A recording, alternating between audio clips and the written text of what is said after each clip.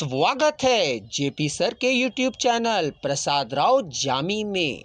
आज हम आपके लिए पेश कर रहे हैं कबीरदास की जानकारी।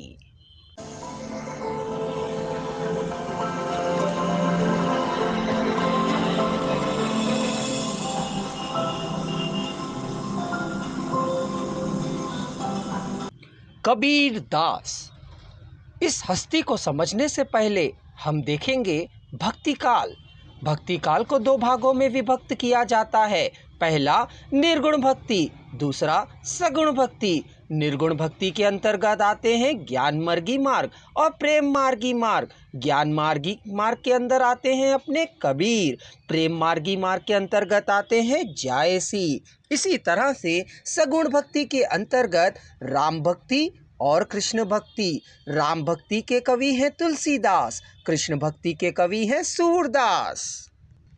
समय सीमा को ध्यान में रखते हुए हम अपने विषय पर केंद्रित होते हैं। कबीरदास 14वीं शताब्दी में यह विषय है। काशी में स्वामी रामानंद जी जो एक ब्राह्मण थे, उन्होंने एक विधवा कन्या को पुत्रवती होने का आशीर्वाद दे दिया।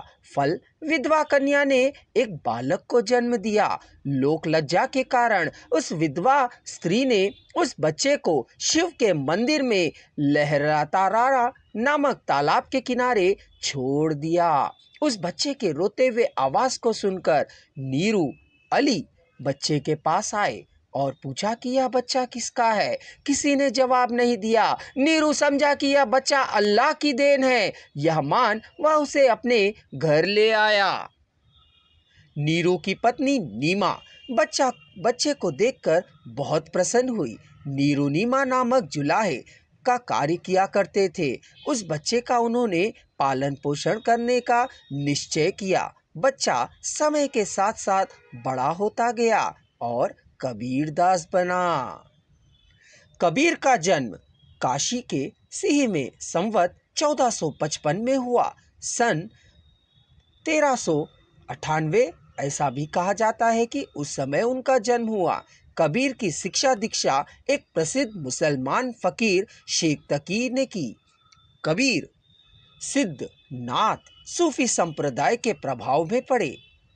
कबीर का विवाह लोई के साथ हुआ।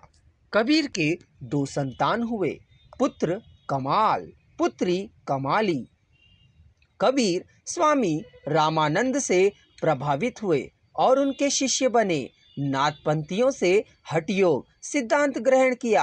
शंकराचार्य से मायावाद और अद्वैतवाद के विचारों को अपनाया। कबीर ने परमात्मा को अपने आप में देखा। कबीर ने भगवान को निराकार और निर्गुण माना। कबीर अनपढ़ थे। कबीर की रचना उनके शिष्य बीजक ने लिखी।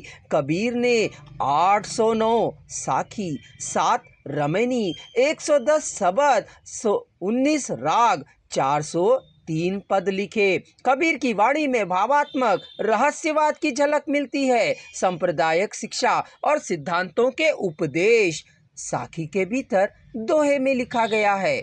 कबीर की भाषा साधुकड़ी कहा जाता है। साधुकड़ी भाषा में ब्रज, अवधी, राजस्थानी, पंजाबी, खड़ी बोली वाणी का प्रयोग हुआ है। कबीर अपने दोहों में अहंकार, आडंबर पूर्वक बातों का खंडन करते हैं। ना धर्म, ना जाति, ना संप्रदाय, सभी मनुष्य एक हैं। प्रेम सबसे बड़ा धर्म है। प्रतिशोध की भावना ज्यादा थी। कबीर की वाणी में रमैनी, शबद, ज्ञान ज्योतिषा, विप्रमिति की, कहरा, वसंत, चाचर, बेली, बिरुहली और डिंडोला। कबीर की रचनाएं मानवता पर बल देती हैं। कबीर एक समाज सुधारक थे। अगर आप इन पर अधिक जानकारी चाहते हैं तो डिस्क्रिप्शन बॉक्स पे दिए जा रहे हमारे ब्लॉग लिंक पर क्लिक कर आप पठन कर सकते हैं।